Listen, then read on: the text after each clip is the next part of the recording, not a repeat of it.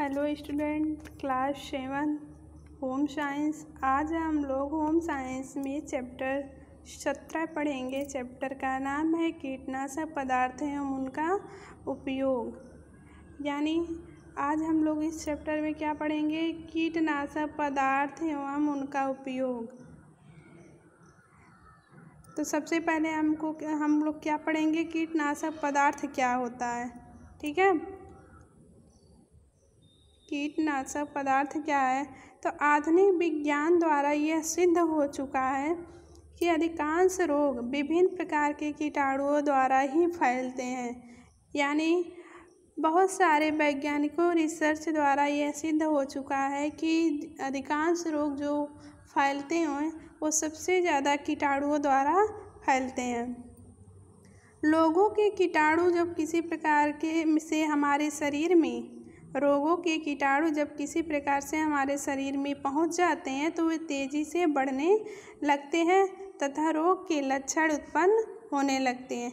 जब कोई कीटाणु रोग वाला जब कोई कीटाणु हमारे शरीर में तेज़ी से पहुंच जाते हैं तो तेज़ी से क्या करते हैं? रोग भी उत्पन्न होने लगते हैं। हैजा, चेचक, तपेदिक, प्लेग, मलेरिया, टाइफाइड, खांसी, जुखाम आदि ऐसे अनेक रोग कीटाणुओं द्वारा ही होते हैं।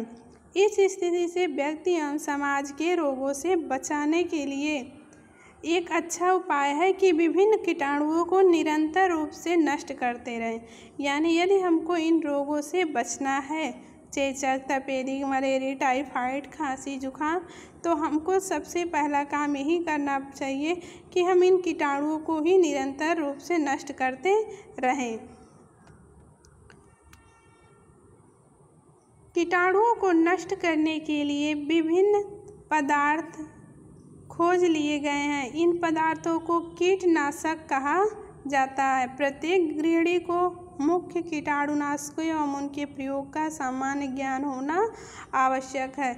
यानी प्रत्येक गृहिणी को यह ज्ञान होना आवश्यक है कि किन किन कीटाणुओं को किस दवा से उसको ख़त्म किया जा सकता है।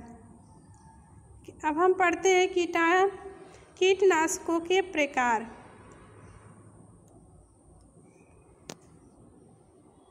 कीटनाशक निम्न प्रकार के पाए जाते हैं, जैसे भौतिक कीटनाशक, प्राकृतिक कीटनाशक और रासायनिक कीटनाशक।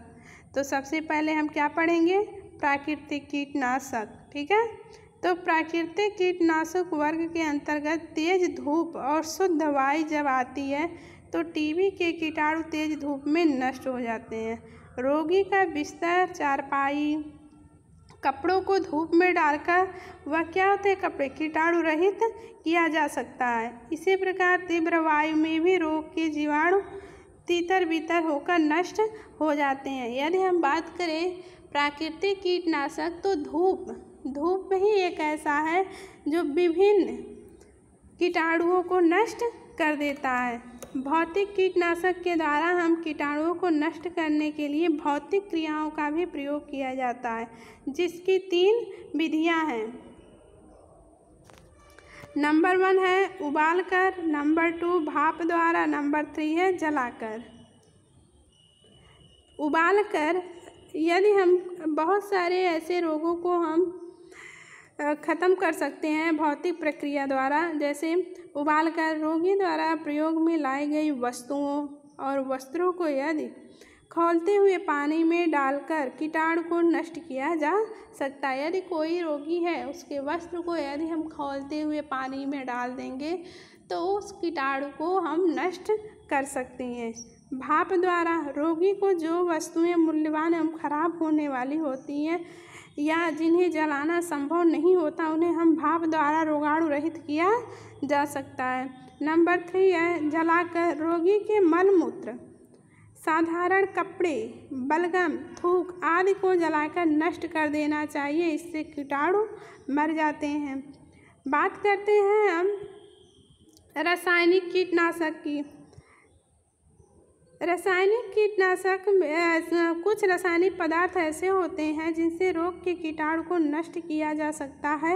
ये 3 प्रकार के होते हैं, जैसे ठोस पदार्थ, तरल पदार्थ और गैसीय पदार्थ। ठोस पदार्थ में आपका आता है पोटेशियम परमैंगनेट।